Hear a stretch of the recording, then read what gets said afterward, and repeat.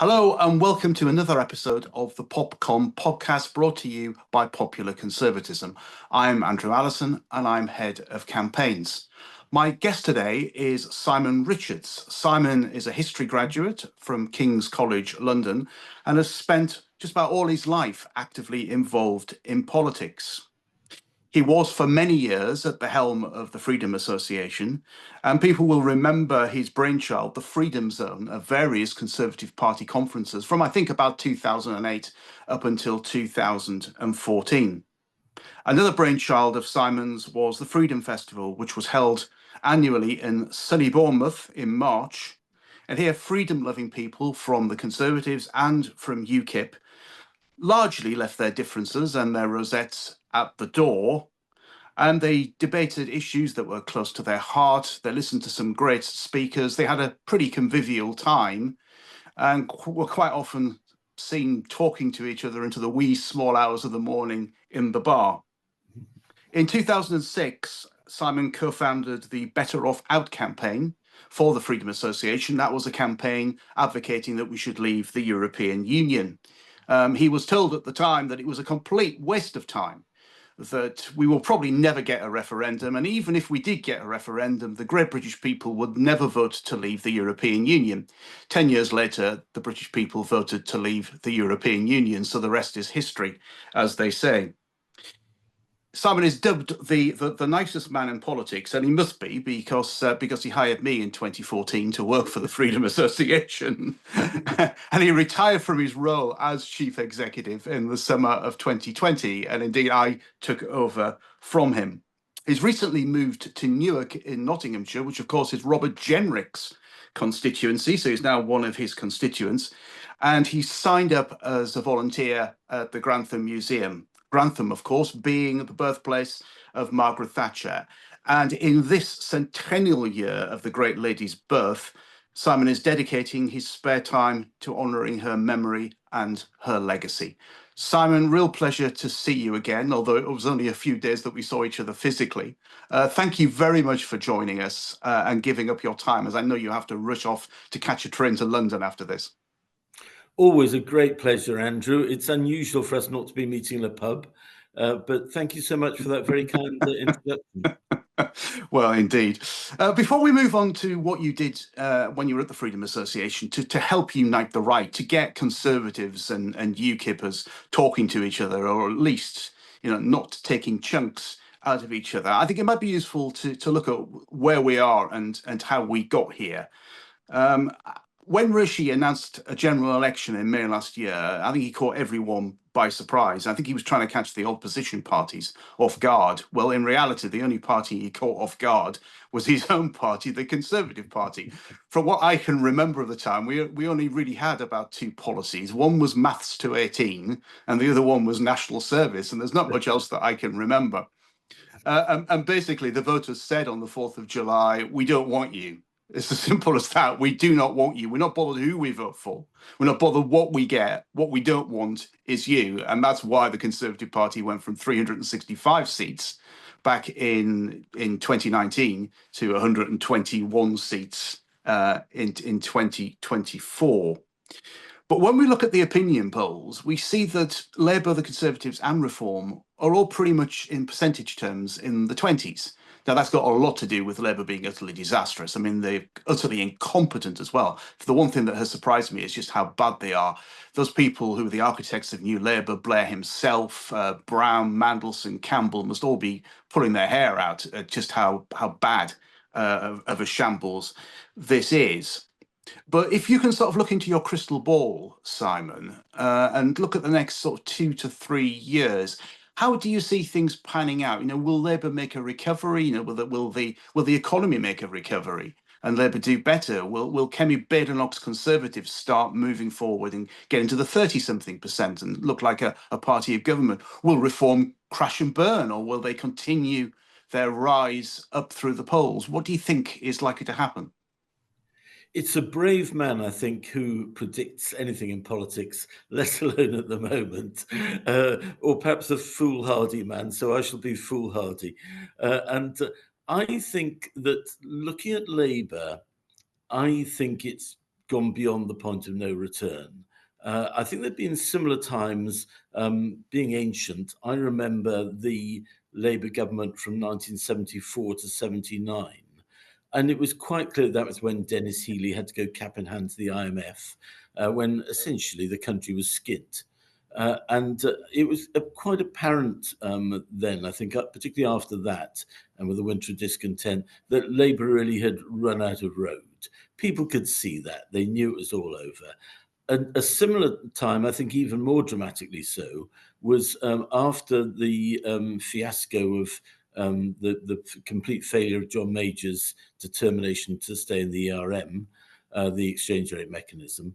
That was a catastrophe for the Conservatives. And although it has to be said, Ken Clarke did a good job of restoring their economic fortunes, their political fortunes never recovered from that. And it was just a matter of time. And I think we're in that moment now. So I genuinely don't think Labour is going to recover. There might be a brief period, but I think they're cooked. It was the same with the Tories. It was pretty obvious under Boris and then under Rishi that the Tories simply weren't going to win. And I think Labour's there. I think even more so, actually, now, if that's possible. Extraordinary, really, given how short a time they've been in. So I don't see Labour recovering. So then you look at the other two there. By the way, I mean, let's say that the Lib Dems, I think we can ignore. I mean, they're just a protest vote. So if you look at the Conservatives, I think the problem the Conservatives have got is pretty obvious, that they were absolutely hopeless for most of the last 14 years. They're actually slightly better in coalition, as you've pointed out, I think, before, Andrew, than they were when they were governing on their own. So, of course, that's going to be very difficult for them to recover from. Having said that, my guess is that they probably will gradually recover from that. I think it is going to be a slow burn, but I do think time does heal some wounds. So I would expect the Tories to pick up a bit, maybe not dramatically, but with Labour doing so badly, that might be enough for them. As for reform, all the signs are, of course, that they're on the up. They've got this amazing combination, I think, of Nigel Farage, who is unquestionably the greatest political campaigner of our age. They've got Farage, and also they now have a much improved organisation, and just everything's going for them. The momentum, what Donald Trump has achieved in the USA, but also I think the political agenda here on immigration and crime, and often related, frankly, those two, that suits them down to the ground. So you would see them continuing to gain ground. Now, things are very rarely that simple. So I think that could come unstuck. And I think it could come unstuck partly because as you try, it's easy, there's a certain fixed element of support that reform has. It has had from UKIP and then the Brexit Party. And I think it's much more difficult to then go the stage above that.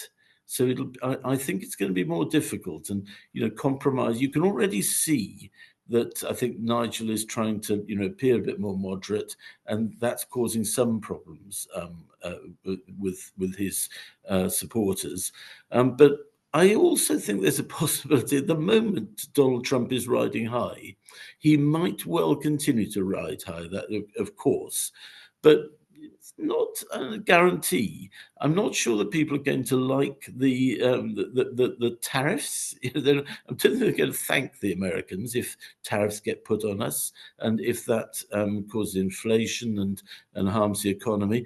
And also, I do think there's potential for things to go wrong, particularly in relation to Ukraine. I mean, the Donald has already broken his promise of ending the war, in ridiculous promise, to be frank, ending the war in 24 hours. If he is seen in this country to have forced an unfair settlement on Ukraine, I think that could go down very badly, and that would reveal some of the weaknesses in reform. And I do think there is this problem that whilst the Tories, I think, are likely to strengthen as they get more policy, the problem, I think, for reform is that a lot of their policies, let's be frank, were worked out in the back of an envelope. They may be good ones, but they do need a lot of work on. So I don't think it's a guarantee, but I do think it's a virtual guarantee that Labour's finished.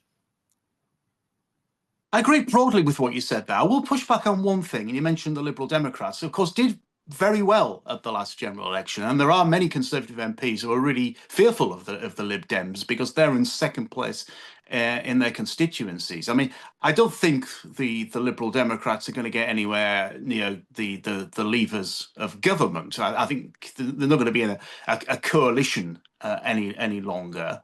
A coalition again, as they did from 2010 to 2015. But I still think, that there could be the difference between the Conservative Party gaining an extra maybe 20 or 30 seats. So we've got to see that. Reform is certainly a much more professional operation than it was. I mean, we can remember the days of UKIP when it really was amateur hour at times, and Reform is certainly not like that. This new chairman seems to have come in and decided he was going to professionalise the party. But I do think that when it comes to the Conservative Party, what I'm looking for from Kemi Badenoch more than anything else is some conservative positions. I don't expect policies, where the I's are dotted and the T's are crossed. But I do expect more conservative positions. Now, one of those conservative positions that will unite people in reform and unite those of us on the right of the Conservative Party is leaving the ECHR.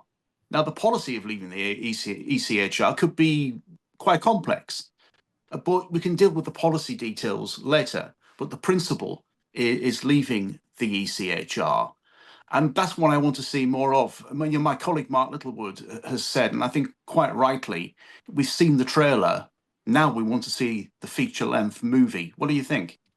I do agree with you about this, Andrew. I think if I may sort of try and defend Kemi a bit on this, I suppose, although I do rather agree with your point, is that I suspect that she is a bit cautious, as Margaret Thatcher frankly was, and I think she probably knows that a bust-up is coming in the Conservative Party amongst the MPs. Which I think it has to, hasn't it? I think you're spot on there. I think that you absolutely hit the nail on the head. It has to. I totally agree on that. And I actually think it's absolutely vital. Totally agree. But I think the only thing I would say in her defense is it's important to get the timing of that bust up right. I'm working on the assumption that she does want to bust up. If she doesn't, then I think they're finished.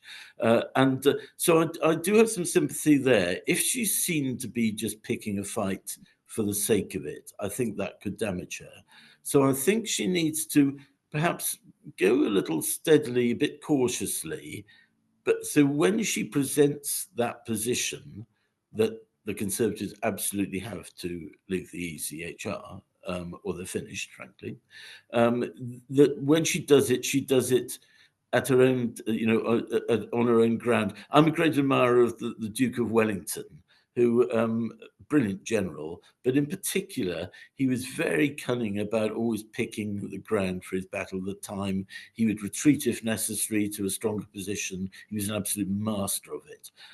And just moving instantly isn't always the right thing. Sometimes you need to be patient. But in my opinion, until she has that break, people have referred to it as a clause 4 moment, the Labour equivalent, then I don't think she's going to make the serious progress that she needs. No, I agree with you on that, and you're right to use that sort of military analogy there with the Duke of Wellington, and all great generals over the years have adopted a very similar policy, haven't they? And you've got to get onto firm ground. You've got to know that you can beat the enemy, and of course, I mean, there's the old story of a new Conservative MP decades ago, who was just elected, and he said to an experienced colleague, "It's wonderful to be sitting here facing the enemy." And this old MP has said to him, they're not the enemy, they're the opposition. The enemy is around you. And there are many people inside the Conservative Party on those green benches who are not particularly conservative, and we know that. And even though the parliamentary party's gone down from 365 to 121, still in percentage terms, that really hasn't changed. In fact, if anything, it's probably got a little worse. Now, at a recent event, David Starkey said that when he mentioned beheadings, I think he's a little bit too much in the Tudor period there. We don't do that anymore, but metaphorical political beheadings. Well, Kemby would say to some MPs, well, if you don't like the policy of leaving the ECHR, that's completely up to you. But that is the policy that we're going to adopt. That's the policy that we're going to campaign on. And if we get into government, that's the policy that we're going to enact. Therefore, if you don't like it, you know where the Lib Dems are. And I think that will ultimately have to happen. Do you? I completely agree on that. I think it's important for her to fight it in the right way, so that it might be that maybe 2, 3, or 4 people. I won't use that word beheading for obvious reasons, but are sort of removed from the scene, or remove themselves. Whereas maybe if she handles it wrongly before she's got a proper grip of the party, that might just end up with a huge split. So I do have some sympathy there, but it's got to happen.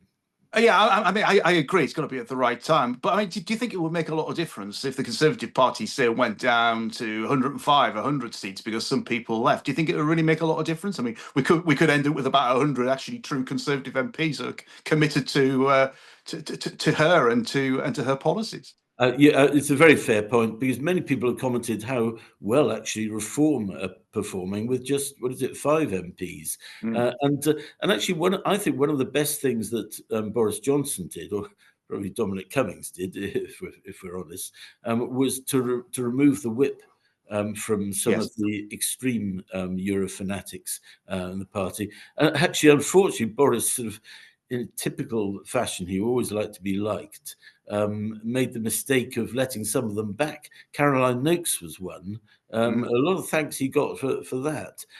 So I also think the public like a genuinely strong leader. They don't necessarily like somebody who picks a fight, but they do like a leader that demonstrates strength. I mean, even Neil Kinnock, for whom I say don't have a very high regard, his standing went up with the public when he picked a fight with his extreme left.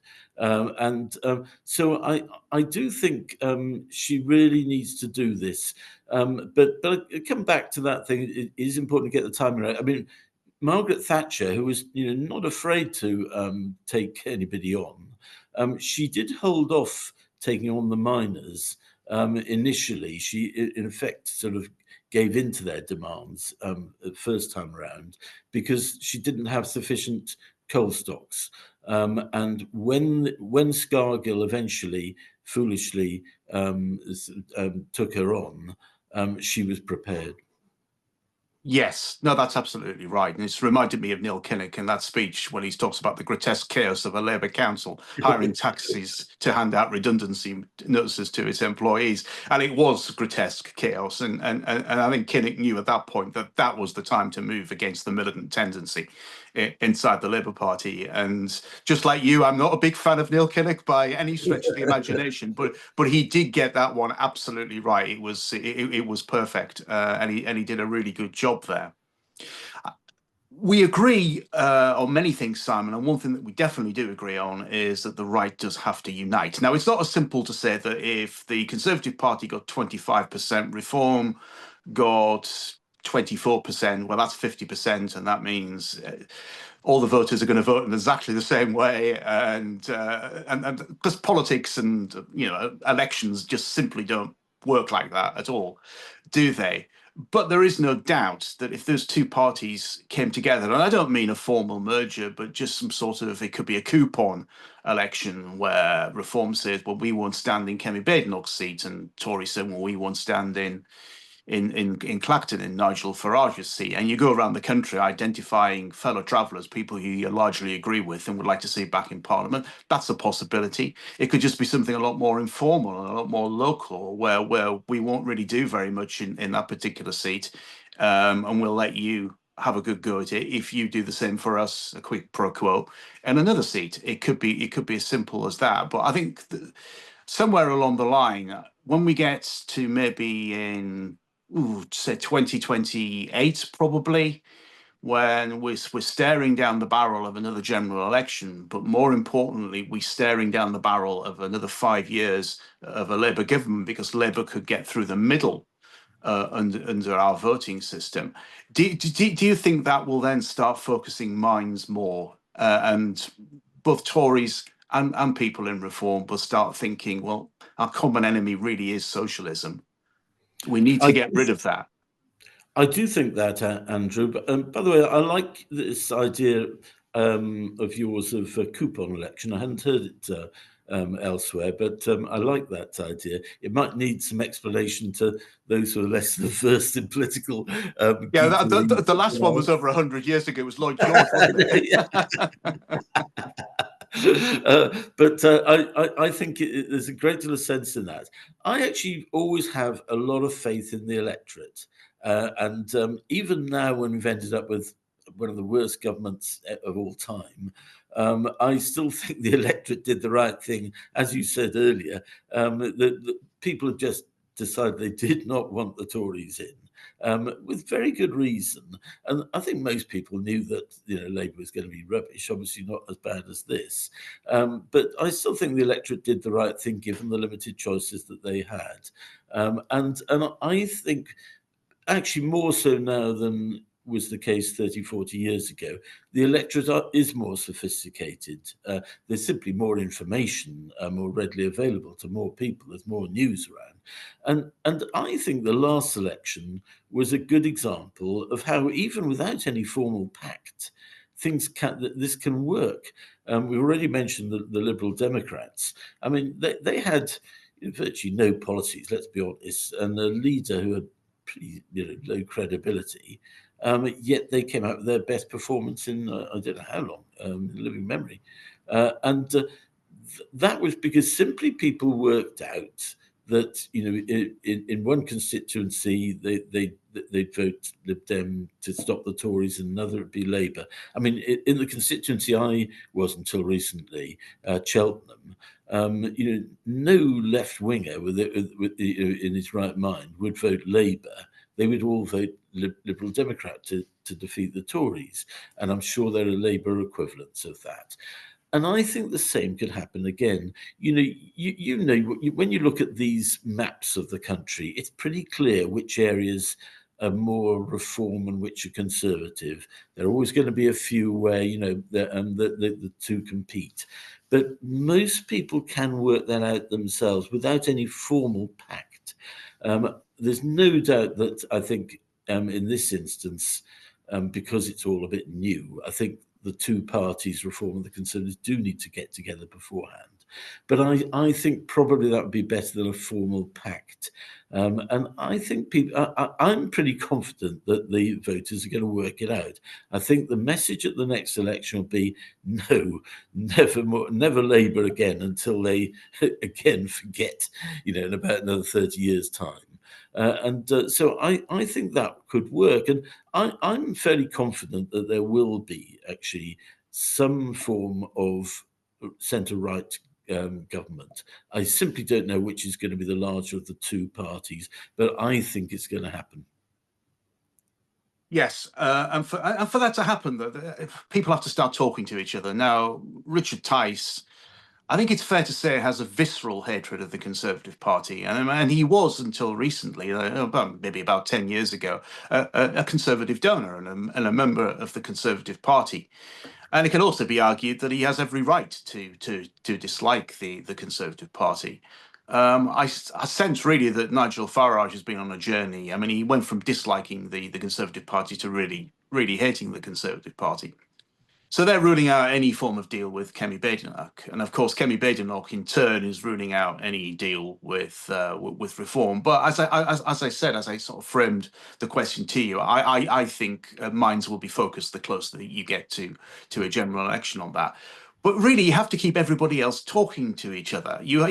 Now, when you were at the Freedom Association, I mean, the Better Off Out campaign was strictly non-partisan, and there were Labour people in there. Lord Stoddart of Swindon, I remember very well, very famously being one of those Labour Brexiteers. But mainly, I think it's fair to say it was made up of Conservative Party members and then increasingly UKIP members. How did you keep people talking to each other? I mean, how did you get them to put their rosette on the doorstep? And how did you stop them taking chunks out of each other? Well, I must first of all give credit. I don't want to take too much credit for this myself. I must give credit to Christopher Gill, former Conservative MP for Ludlow and Maastricht Rebel, and chairman of the Freedom Association, and also to Mark Wallace, who, along with me, set up the Better Off Out campaign. So I do want to give them a lot of credit for that. But what I thought, and actually you stated earlier that as we approach the election, the common enemy, if you like, the common foe, which is Labour, I think will become more and more apparent.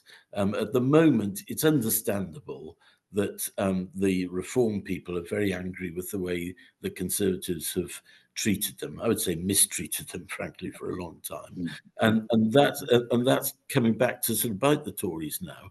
But one has to look beyond that. I always like this, one of Churchill's famous quotes: "In war, resolution; in defeat, defiance; in victory, magnanimity; in peace, goodwill." And I think if I were a Reform Party person now, I would be saying, we're pretty much in victory. Let's now be magnanimous from a position of strength. But the way I tried to work it was, first of all, to concentrate, not to pick issues on which we know we were divided. That the two parties were divided. So the obvious issue, of course, was the EU, which essentially all the sort of Conservatives you and I knew were in favour of leaving, and obviously they had that in common with UKIP. So I always tried to concentrate on that rather than getting into issues. I mean, say for example, more recently Ukraine has been one where they're going to argue. So that was the first thing. I think you concentrate on what unites you, and the other thing I tried to do was just by because I did consciously try to keep people talking. It wasn't easy, and I found, actually to my surprise, I have to say, that by getting groups together, meetings, we had as you mentioned, the Freedom Zone, the Freedom Festival, and a load of other meetings we had.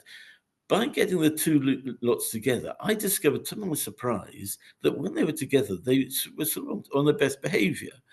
So if you saw a group of, say, UKIPers on their own or a group of Tories on their own, they would be absolutely scathing about the other side and not have a good word to say for them.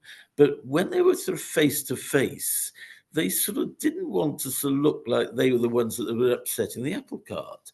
And I don't think that was something that I came up with. That was just something they did off their own volition. Most people have a lot of sense, frankly. And so I always found that they were almost sort of went almost to extremes to sort of show how ready they were to work with the rival group. And I found that in the referendum campaign, when obviously there was work between the two parties. By and large, my experience there was at the very top, at the highest level. You mentioned Richard Tyson. I think it was similar then, that there was a real, hatred's the wrong word, but ferocious opposition and competition. Partly understandable, but I think it went too far and became personal. But at the lower level, what I call the poor bloody infantry, people doing the work, doing the leaflets, I found that there was a lot of friendliness and cooperation. So that's the way I tried to do it: is provide forums where you can discuss something you're going to agree on, and then when everybody's there, I think they'll realise that the other lot, have not got sort of, forked, forked tongues and sort of and nasty things coming out of your horns coming out of the head. As you were speaking, I was reminded of an event that you hosted in the Freedom Zone, and I think, from memory, it was prior to the 2010 general election, and it was about our membership of the EU, and we're in Bridgewater Hall in Manchester when the Tory conference was there. So it's probably 2009. Now I think about it. Right, yeah. And Patrick O'Flynn, of course, was the chief political commentator at the Daily Express at the time. Went on to be a UKIP MEP and now writes for many publications. Who I actually think is a brilliant writer and has an incisive political brain.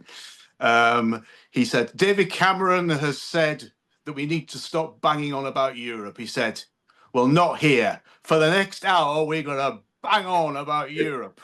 And there was a huge cheer, and there was a bloke near me. He said, "Don't worry, UKIP's here." But it was one of those occasions where basically, the proper conservatives, as I would call them, us, who all agreed on that, were there with UK. And we were quite happy to go out for a pint with them afterwards. We were quite happy to socialise because that was the one thing that we all agreed on. Yes. I would like to touch just for the benefit of viewers and listeners, really, on the Freedom Festivals, because when I joined the Freedom Association in 2014, the one thing you told me, and all fair, you did tell me this before the interview, is that just after you've joined, about a month later, we've got a major event that I'm going to need you to work on with me. Oh, cheers! Thank you for that. And you explained it, and I remember that first year in 2014 when we did the Freedom Festival, essentially a weekend conference where people who were conservatives, who were UKIPers, I mean, it could be any political party really, but people who just loved freedom. And wanted to hear some great speakers and take part in some great debates got together. And that first year in 2014, it really was sunny Bournemouth. For some reason, in the middle of March, a heat wave had descended upon the south coast of England.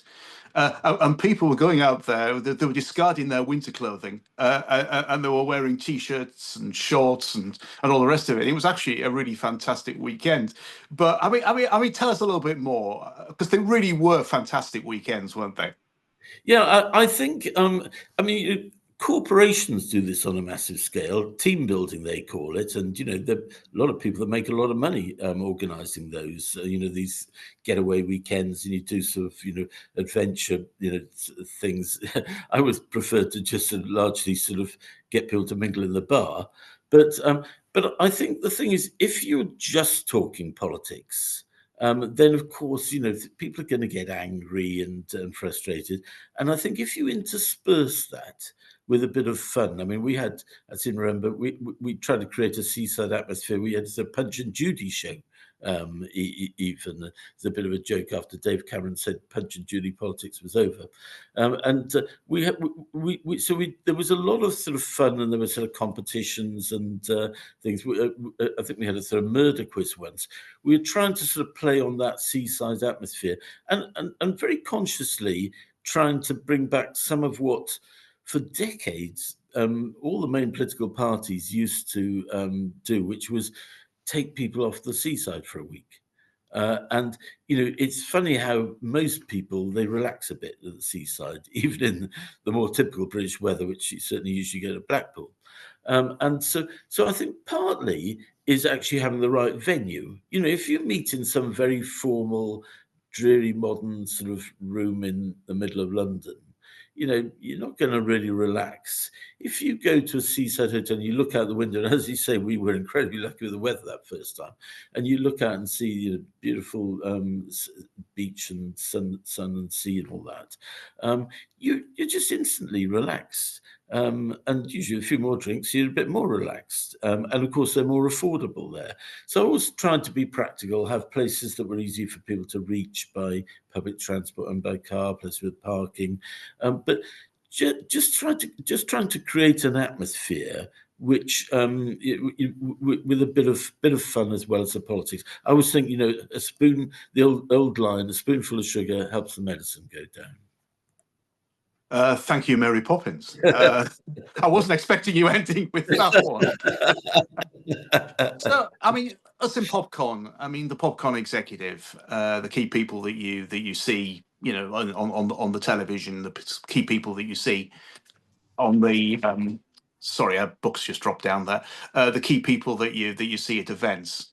I mean, we're all members of the Conservative Party, and we plan to continue our Conservative Party membership, but we still want to reach out to reform. We still want to keep those avenues of discussion going. Do you think for us at PopCon, the best way of doing that outreach is by holding similar events as to what you did with the Freedom Association? Yeah, I have to say, by the way, I should have mentioned that I very much agree with you about Patrick O'Flynn, one of the shrewdest observers, I think, on the scene. But I am very much an admirer of what PopCon is doing, its aims, its beliefs, and how it's going about things. And I think there's a real urgent need for it. Because, you know, as you mentioned, we do all agree on 95% of things, I would say. You know, most sort of what I would call genuine conservatives and reform people. And actually, although I am on the conservative side, I actually have, if anything, more sympathy with the reform people as a whole. I do think the conservatives behaved atrociously towards them. So I can totally understand the reform people being angry about things. I think the Conservatives tended to patronise them. And I've got many good friends in reform and made a lot of friends, particularly in the referendum campaign, when a lot of the then it was UKIP people were kind enough to say that the things that the Better Off Out campaign did, our leaflets, for example, were actually much better than UKIP's own ones. And they were very, very good people. And, you know, if any of them are listening now, you know, take my hat off to them. So I think PopCon is going about things admirably. I have to say, I mean, I've watched all your podcasts, I think, and if you don't mind me saying so, I think you've done an excellent job on them, Andrew. This is probably going to be the exception for most of the viewers. You do realise we're going to clip that and put that one out on social media, don't you? But no, seriously, I have a massively high regard for Mark Littlewood as well. I agree with him about virtue, I think, but I think he's a very, very clever and very very articulate person who with a nice sense of humour, but fundamentally serious as well. So I just think sort of more of the same. You know, I noticed that you're going around the country. I was at the Birmingham event with David Starkey, brilliant David Starkey, the other day, and I think that's a great thing to do. You know, take it to the people, take things to the people, and you know. It's not all about mass rallies. Personally, I don't like mass rallies. I totally get that they work for people. You know, I think the Reform have done very good ones. But I think there is scope for smaller events where actually people can mingle, get together and chat. And people, I think, generally are very appreciative if you come to them. People in the Westminster Village are very blasé. You know, they've got a choice of about 10 different receptions they can go to every night. And they sort of take it as for granted. I think people tend to be rather chuffed if you show up in their town. So I think, yeah, I would do more of that, you know, and, you know, it doesn't need to be too posh or too smart or too formal. And I do think you have some very good people. You know, Ben Habib, I saw the podcast with him. I thought that was very impressive. Yeah, I think, you know, just keep on doing it. It's tough, you know. A lot of people will ignore you, you know, but I think you just need to keep banging on because what you're doing is absolutely right, in my opinion. I haven't been so closely aligned to an organisation's aims as I am with PopCon for donkey's years, perhaps ever. I don't think you're doing anything wrong, and I think your communication, the emails, I think, are excellent. You know, these things are not done overnight, and I think, as you said before, as we approach the election, I think the hatreds of the Tory government that many people feel, they'll just gradually diminish. They're not going to go away altogether, but people will, I think, start to focus. And I think this is true of Nigel and Kemi as well. They will start to focus on the need to get Labour out. When I was a very little boy, probably about 5 or something like that, and I first heard the expression that Rome wasn't built in a day, I thought to myself, I do remember this, strange enough. Well, of course it wasn't. I mean, how on earth could you build Rome in a day? I said to myself. But the older that I got, and indeed the older that I get, the more that I do realise that. And there are times when you just have to go in for the long haul, and politics, I think, teaches you patience, or at least it should teach you patience. And quite often, when it comes to changing laws, for example, in Parliament, people will get frustrated and say, "Well, it takes a long time to do this. It's a complex process." Well, so it should be. It should be a hard thing to do to change the law, because it should be right. Just before we finish, Simon, you know Nigel Farage, reasonably well. Like me, you've met him on a number of occasions and worked with him over the years.